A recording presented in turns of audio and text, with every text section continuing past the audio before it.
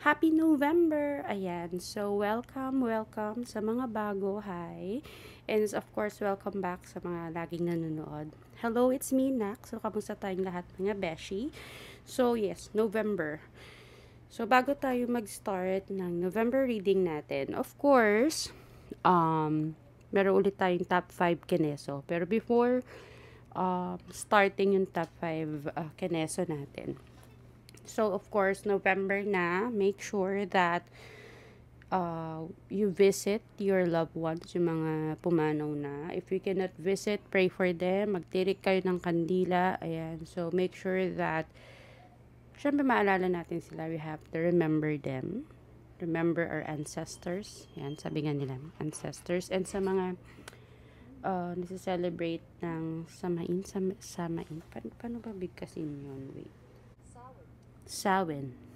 So, Samhain. So, sa mga nag-celebrate ng Samhain, Happy Samhain, which is October 31 to November 1, which is sa mga hindi nakakaalam,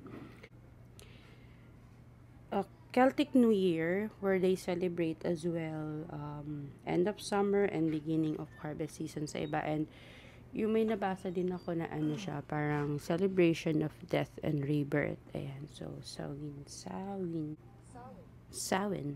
So, ano ba yung top 5 natin for this month? It is 5 steps to overcome negative thinking. Tara. Top 5 steps to overcome negative thinking. So, number 1, identify and challenge negative thoughts, or kilalanin natin or i-challenge natin yung negativity na naiisip natin. So, paano? So, syempre, alam naman na natin na feeling natin mali yung naiisip natin, di ba? Negative na. So, na-identify mo na siya. So, ngayon, tatanungin mo ngayon yung sarili mo,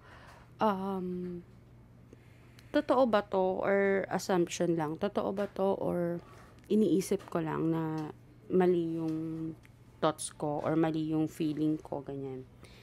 And, dahil doon, of course, may iisip mo na kung mali yung nasa isip mo, at least mawawala na siya agad, diba? Or pag sa tingin mo is tama, then you have to work on it. So, yun na yun. So, kapag feeling mo, isipin mo na kung ano ba dapat yung gagawin mo, ano ba dapat yung steps na dapat mong gawin. In that way, mawala na yung negative thought na yun. Number 2, replace negativity with positive affirmations, or palitan ng positibong affirmations yung mga naiisip mong mali. So, gumawa ka ng list ng mga affirmations mo, mga positive affirmations mo pagka may pumapasok, kunyari, negative thought na, ay nako, mag-birthday na si Eme, wala pa akong pera, ganyan, di ba? Kunyari yung ngayon, magsusulat ka ngayon ng positive affirmation na, I am happy, I am positive, magagawan, mayroong paraan, magkakaroon ako ng pera this week, magkakaroon ako ng panggastos this week, mga ganyang bagay. So, dapat, i-boost mo lang yung statement na mali. Palitan mo siya ng, same pa din, pero more on a positive side. Number 3, practice daily gratitude, or magsanay or masanay dapat tayo na na meron tayong daily gratitude. Actually, ito yung pinakamadali kasi just be grateful. Maging grateful ka lang na bumangon ka today, di ba? Saya na yun. And then, of course, mag-focus ka. Ito nga yung sa daily gratitude is mag-focus ka sa mga bagay-bagay na natatanggap mo everyday. Yun nga, na gumigising ka, na may nakakain ka, na nakakatulog ka. Those simple things to be grateful for. Sobrang na yun, di ba? And kunyari,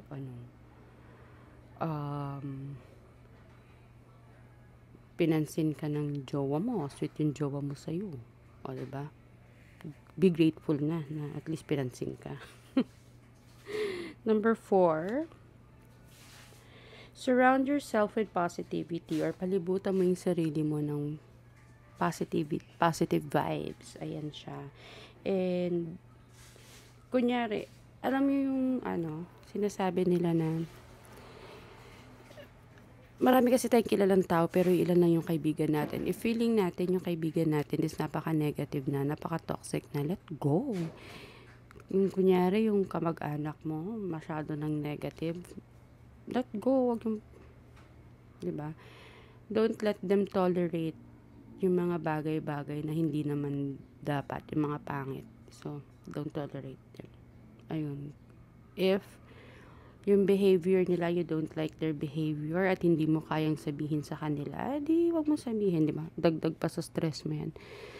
Just let go, let them be hanggang ma-realize nila kung bakit ka nawala. Ayan. And of course, number 5 is, pahabol pala sa number 4. Surround mo lang yung self mo sa mga positive na tao. Sa mga tao na, mga hindi negative thinker. Ayan. So, kung hindi mo naman maiwasan, kunyari, don't talk about things na nagpapa-hype sa kanila negativity. So, wag niyong pag-usapan ang religion if ever man kung magkaiba kayo ng religion. Naka-negative kasi yung nag-aaway kayo sa kung anong mas better. Wag niyo rin pag-usapan ang politika. That's actually, yun yung isa sa mga topics na iniiwasan ko if I am with my friends is religion as well as politics. Kasi nakakapangit. Mag-aaway lang kayo. Imbis na healthy discussion, wala nagiging away. So, lakas makapangit. Ayun. And of course, number 5, para makaiwas tayo sa negative thoughts, makaiwas tayo sa nakakapangit na things, is focus on the solution, not on the problem. Mag-focus tayo sa solusyon at hindi sa problema. So, imbis na mag-focus ka dyan sa problema mo, isipin mo ano yung mga pwede mong gawin to resolve it. Okay? And of course, ang negative thoughts, mga friends, nakakapangit yan. So, kung ayaw mong pumangit, don't be negative. Diba? Huwag ka mag-isip ng pangit. Ayan siya. So, tayo ay gagawa ng November reading. So, ayan. So, tapos na yung ating top 5 steps to overcome negative thinking and to overcome ng pagiging pangit. Ayan. So, diba, blondie. Sabi, parang kunyari ako. Kunyari lang naman. Hindi kasi ako sanay na itim yung buhok ko. So, ilang buwan ako nagtiis na pahabain yung buhok ko. So, ang itim-itim ko. Di nagkulay na lang ako. O, diba? Blondina na ang lola niya. Blondina na may bangs pa. Ayan siya. So, yes. Ang gagamitin natin for this month is itong Zombie Tarot. And, siguro itong Monology Oracle cards. Ayan siya.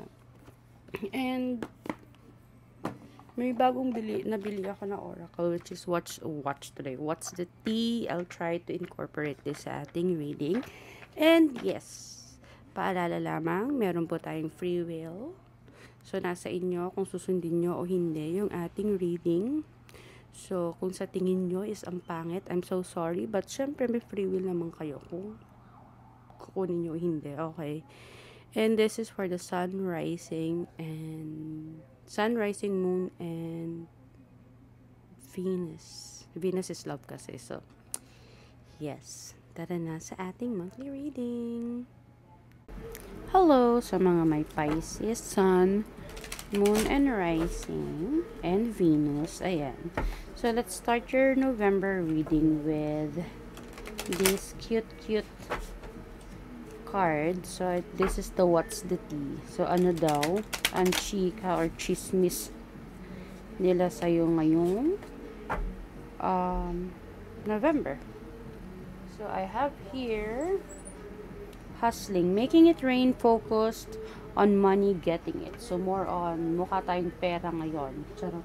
So, it's more on getting money, getting rich. Yan ang drama.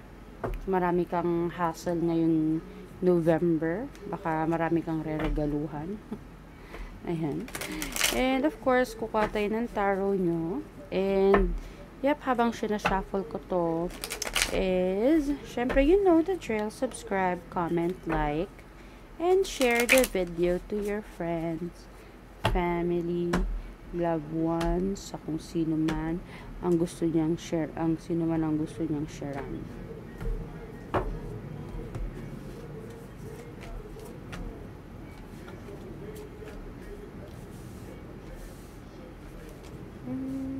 So, tingnan natin yung cards nyo. Uy, meron kayo lahat ng meron kayo lahat ng cards. So, wala tayong major arcana. So, more on, sabi sa inyo is keep hustling. Gawin nyo kung ano mga gusto nyo gawin to become rich, lalo na ngayon, magde-December. But let's see kung ano yung mga problem na pwede nyo ma-encounter this month of November. Ay, parang ito din yung lumabas kanina. So, there is something that medyo may ano kayo ngayon, iniisip kayo na how to survive the battlefield, parang ganon. So, this is a mental state na more on the mind. So, how to survive? Siguro may mga bagay kayong need bayaran this month ng November na kailangan tapusin. Kaya more on hustling tayo. May gusto kayong bilhin ngayong Pasko. Kaya this November is more on hustle tayo. Tapos hindi natin alam kung saan siguro tayo kukuha. Anong gagawin natin in that way. Makuha yung gusto natin. That is making us think, how to survive. Pwedeng how to survive, pwedeng natanggalan tayo ng isang client, ng work ngayon, and we need to survive. At yun yung iniisip natin on how to survive this month. Ayan. Kung surviving sa surviving lang naman, you will survive, don't worry, kaya mo yan. It's just that you have to think carefully, sabi ni Two of Wands. You need to balance things. Hindi kasi pwedeng dalawa, tatlo yung hawak mo or yung pupuntahan mo. You should go in one direction lang. In that way, mag-survive ka. So, ano bang direction ang gusto mo? Direction na sa good or sa kasama. Ito yung naririnig ko lagi sa Facebook pag may dumadaan na sa feed ko. Ito ba ay para sa kabutihan o sa kasamaan? Ayan. So, you just have to choose wisely between good or bad. And everything will be fine. But I can see that everything, whatever man, kung ano ba yung piliin mo doon, you're good. Walang masyadong problema. When it comes to relationship, you're a queen who eats brains. Charot. When it comes to relationship, everything is actually good. Alam mo kung paano i-handle yung emotions mo. Hindi ka bias when it comes sa relationship. If ever may anak or asawa ka, hindi bias yung love mo sa mga anak mo at hindi rin bias. Hindi rin siya, walang feeling lugi sa pagmamahal pagdating sa'yo. So, everything is getting their share. Ayun, minimake sure mo na everyone are getting their share when it comes sa pagmamahal mo.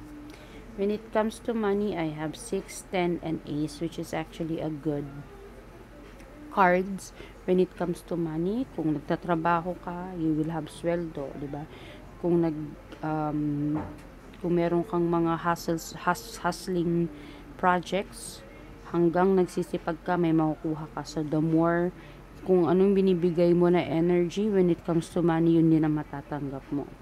I can also see here na may 10 of hazards, may 10 of coins tayo. Ibig sabihin, you will have a good, healthy, wealthy family ngayong November.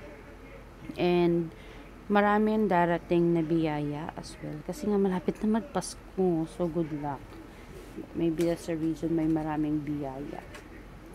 And also, sa mga Pisces, Sun, Moon, Rising, and Venus, tignan natin kung anong makukuha natin na card na oracle. A new romantic cycle begins. So, if ever you're in a relationship, Ibig sabihin na ang new romantic cycle begins, pwedeng there is something na magpapakilig ulit sa inyo ng partner mo. And if you are single, maybe someone will knock on your door ngayong November. So yeah, that's all for me para sa mga Pisces, Sun, Moon, and Rising. And thank you so much. See you again. Bye-bye.